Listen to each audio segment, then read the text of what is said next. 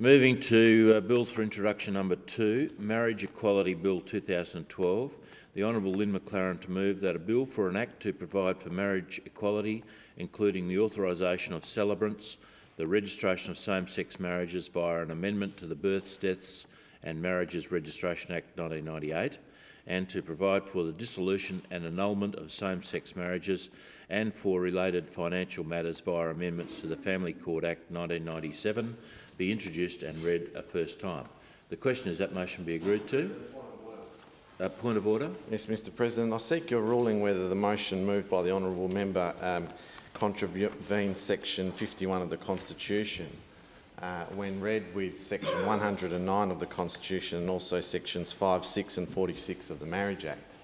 In brief, Mr President, I'll just draw to your attention that section 51, subsection 21 of the Constitution confers the issue of legislating in terms of marriage specifically to the Federal Parliament. I also draw to your attention, Mr President, that section 109 of the Constitution provides that where there is going to be an inconsistency between a Commonwealth law and a state law, it will be found to be invalid. I also draw to your attention, Mr President, that section 6 of the Marriage Act, which is of course a Commonwealth Act which this motion would seek to contravene, because as you'd be aware, Mr President, the honourable member seeks to include the registration of same-sex marriages. Section 6 of the Marriage Act explicitly preserves the validity of state and territories relating only to the registration of marriage. And Mr President, in my view, it's important for you to take into account what the current definition of marriage is, as is found in section 5 of that same Commonwealth Act. And Mr President, you'd be aware that the definition of marriage has been defined by the Commonwealth in section 5.1 of that Commonwealth Act, and I draw that to your attention, where it defines that marriage is a union of a man and a woman to the exclusion of all others voluntarily entered into for life. And so in my view, it would be improper for this House to be considering a motion which would clearly be in contravention to that Commonwealth law. And lastly, Mr President, I draw to your attention the paraphrase of that same definition in section 46.1 of the Marriage Act, and in essence this would mean that the attempt to register same-sex marriages in this state via a state act would be invalid on the grounds of it violating sections 5, 46.1 of the Marriage Act of 1961, which is the Commonwealth Act. And so, Mr President, I seek your ruling in this matter and ask that the matter be stood down so that a ruling can be provided in due course. Members, in terms of the point of order, there's several matters that require some consideration there, and I'm not in a position to rule on that point of order right here and now. But two things.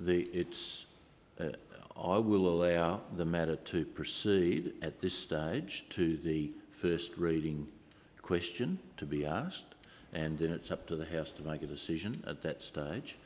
And if and when that's decided, I'll inform the House of a further course of action and rule on the point of order as soon as practicable. So, on the same point of order? Yes, may I speak to the point of order? Is it appropriate at this time to speak to the point of order?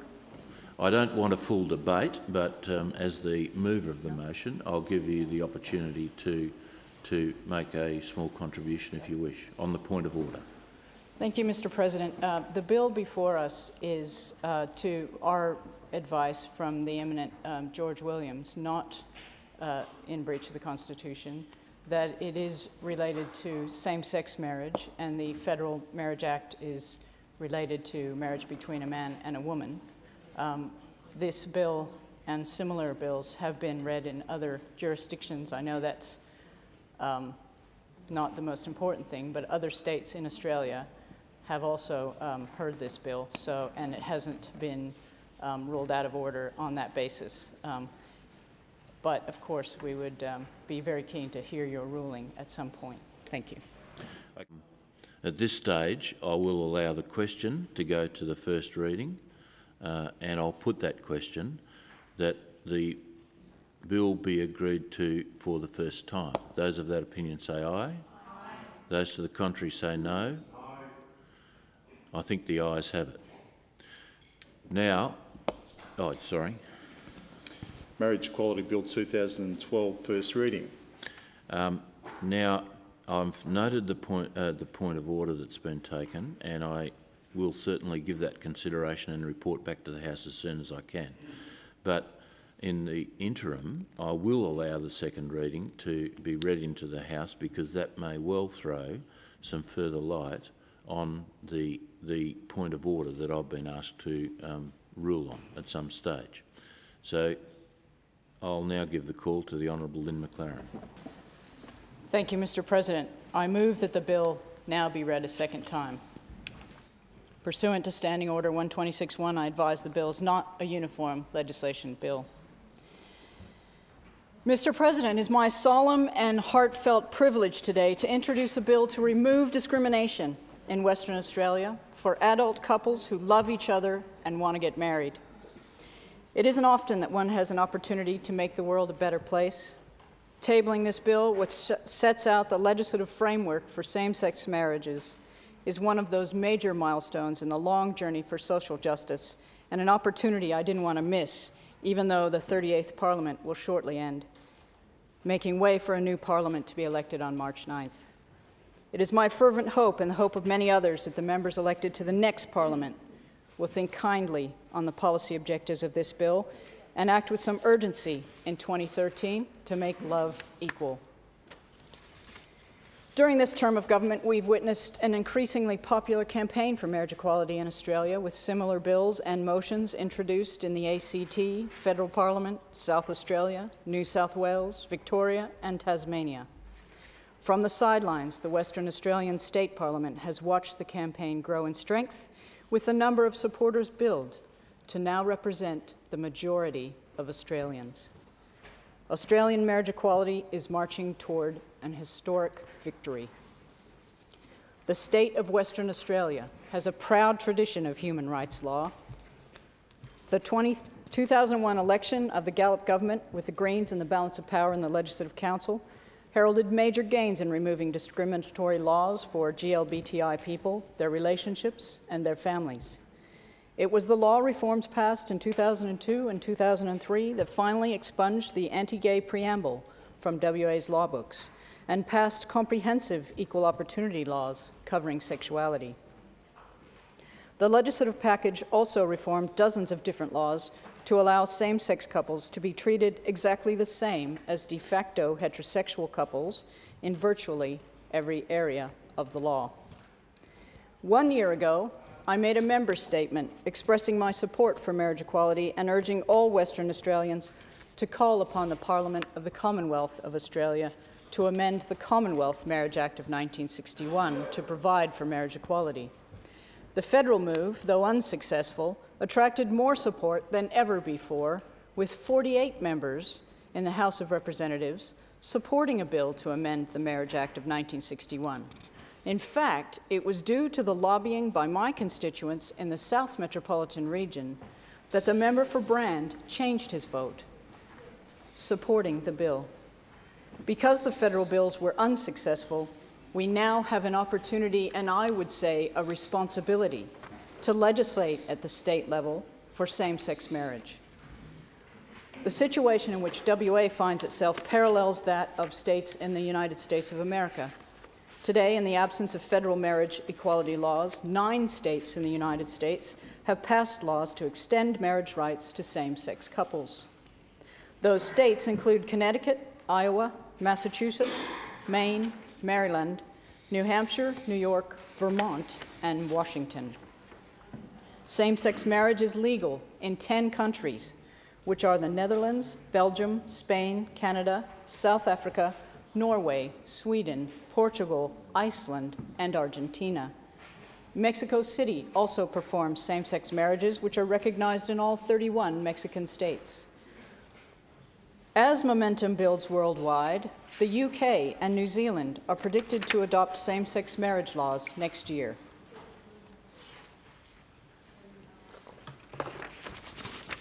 Other places where reform is imminent include Scotland, Finland, Slovenia, Paraguay, Nepal, and France. Many West Australians have travelled abroad to tie the knot at great expense because marriage laws here exclude them. One of my constituents wanted to share this in support of the bill, and I quote, "After having overcome obstacles of distance and bureaucracy to live together happily in the same country for over 6 years, my French partner and I are now planning to marry. France will be legalizing same-sex marriage next year. However, our hearts, family, and home are in WA, and we would love nothing more than to be married in our hometown of Fremantle, surrounded by loved ones. We originally chose to live in this country because of its history of equality and forward thinking in regards to LGBT people, supposing that our rights would be better protected here. However, we've been greatly disappointed in the last few years as slow-moving traditionalist France overtakes us. We would also love the right to defend ourselves against homophobia by having our relationship recognized as equal to other married couples under the law. In our eyes and the eyes of our families, we are already married and our relationship is respected. But as long as it's unprotected by law, we will always be vulnerable to derision and discrimination." Other advocates for marriage equality agree. Pride WA co-president Paul Van Lieshout Hunt provided me with this statement for today's second reading. Pride WA firmly holds the stance that gay marriage will aid in ending discrimination against people of diverse sexuality and gender. Furthermore, acceptance of gay marriage and equal marriage rights will result in lower rates of mental health disorders and general health of the LGBTIQ community. Gay marriage in the US brings a revenue worth billions of dollars. The financial gain for Australia would be astronomical. Where the Australian Parliament has failed, we can succeed. The time is now to celebrate equality and diversity and demonstrate respect towards each other, no matter who we are, no matter what our religious beliefs, race, ethnicity, political beliefs, or sexuality. As Tasmanian Premier Laura Giddings recently stated in debate on their bill. Couples are asking for it. Their moms and dads, their brothers, their sisters, their daughters and sons, cousins, nephews, nieces, aunts, uncles, friends, work colleagues, and teammates have all supported the campaign for marriage equality. In fact, each time the pollsters go into the streets, the numbers in support grow higher. Galaxy Research polling from 2009 to 2012 shows that 64% of Australians support marriage equality. A majority of Christians, 53%, support marriage equality. 76% of coalition voters want Abbott to allow a conscience vote. 75% believe the reform is inevitable. And 81% of young people between 18 and 24 years support marriage equality. Order. I'll just interrupt there to insist that you change the wording of the second reading speech to refer to a fellow parliamentarian by their proper title. And I think you would have meant the Commonwealth Leader of the Opposition. Thank you, Mr. President. Yes, indeed, that was a quote from the Galaxy poll results, but for the purposes of the second reading, it should indeed be the federal opposition leader, Tony Abbott, who 76% of coalition voters want to have a conscience vote. Thank you. Civil unions are a welcome step in the right direction, but they fall short of marriage equality reform that the majority of Australians want. It's high time Western Australia joined these other civilized states and nations in rejecting prejudice and embracing marriage equality. Mr. President, this will make an important difference in the lives of many Western Australians. There are disproportionately high rates of depression, suicide, and self-harm among people of diverse sexuality and gender. From countering homophobic bullying in schools to preventing discrimination in aged care, there is much work to be done. The signal sent By removing discrimination in marriage, we'll make a positive difference to the experiences of younger and older Australians and how others relate to them. Mr. President, the Marriage Equality Bill of 2012 provides for the following: same-sex marriage between adults, authorization of celebrants to solemnize same-sex marriages, amendments to the Births, Deaths and Marriages Registration Act 1998 to provide for the registration of same-sex marriages, amendments to the Family Court Act of 1997 to provide for the dissolution and annulment of same-sex marriages, and for related financial matters. There are consequential amendments to other acts and related purposes. While this bill is a big step towards marriage equality by providing for same-sex marriage in Western Australia, it falls short by not addressing inequality for transgender, transsexual, and intersex people. Parliament should also act to end discrimination against these vulnerable communities who suffer high rates of suicide and self-harm. While inequality exists, several organizations will continue to support and advocate on behalf of LGBTIQ people, including the Equal Opportunity Commission, the Gender Project, Equal Love WA, Gay and Lesbian Community Services, the Freedom Center, Parents and Friends of Lesbians and Gays, and the list goes on and on. Opponents of marriage equality argue that allowing same-sex marriage will cause potential damage to children and to the sacred institution of marriage. However, neither of these claims is borne out by the evidence. American and Australian psychological associations agree that children raised by same-sex couples are just as well adjusted as their peers. The American Association has gone further, finding that if children of same-sex couples experience any harm, it's due to the fact that their parents can't marry. Meanwhile, despite all the doom-mongering to the contrary, studies in North America and Europe have found that allowing same-sex couples to marry actually strengthens the institution of marriage, rather than redefining or weakening it. The leaders of both the ALP and the federal opposition are out of step with most Australians on this. They should listen to what surveys say most voters want: marriage equality. Someday soon, I hope we will look back on this whole same-sex marriage debate and wonder what the fuss was all about.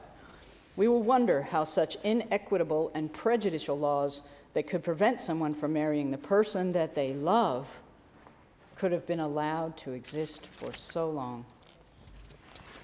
Mr. President, I want to thank for their presence in the public gallery, my partner, Sarah Holt-Foreman, and my friend, Johnny Vidovich. Thank you for your support over the years, and I look forward to enjoying a marriage ceremony one day with the two of you. Thank you. Does the member wish to table an explanatory memorandum? Mr. President, before I table the explanatory memorandum, I should perhaps explain that I only want to marry one of them, and I want the other one in the supportive crowd watching and perhaps as the best man. Thank you. The explanatory memorandum is tabled, and the second reading debate is adjourned till a later stage, next day's sitting. Members, yesterday during non-government members' business, the Honourable Lynn McLaren introduced the Marriage Equality Bill 2012. The bill was read a first time, and the Honourable Lynn McLaren has moved that the bill be read a second time. The Honourable Nick Goran has raised a point of order requesting that I rule that the bill is invalid on the grounds of inconsistency with Commonwealth legislation pursuant to Section 109 of the Commonwealth Constitution. I have also received from the Honourable Nick Goran a written submission in support of his point of order. I note that there has been a division of opinion amongst prominent legal academics throughout Australia as to the constitutional validity of legislation introduced in state parliaments dealing with the issue of same-sex marriages. This division of opinion was highlighted in the national media only a few months ago when a bill in similar terms to the Marriage Equality Bill 2012 was introduced and dealt with by the Tasmanian Parliament. The key issue appears to be not whether a state parliament has the legislative jurisdiction to enact such a law, but whether such a law could be effectively administered due to inconsistency with Commonwealth legislation. The expression of a legal opinion as to the possible ultimate legal validity of a bill, once enacted, has always been an acceptable matter for debate during the second and third reading debates on a bill, and may form the basis of a member's vote at each of those stages. It is not, however, appropriate for me to make a ruling on such a matter of law. It has been the traditional approach of presidents of this House that such general matters of law are to be left to the courts to adjudge, and that the President should only make rulings on a matter of law that is directly related to the jurisdiction or procedures of the House, a common example being the applicability of Section 46 of the Constitution Act Amendment Act 1899 to a bill then under consideration by the House. The most recent rulings where such an approach has been taken were in relation to the various electoral reform bills of 2001, which were ultimately the subject of a series of court decisions once enacted. I am therefore not prepared to rule the bill out of order. Members, it is unusual to receive a written submission, especially such a comprehensive submission, on a point of order. While I don't particularly want to encourage this practice, on this occasion I also tabled the written submission provided by the Honourable Nick Durant.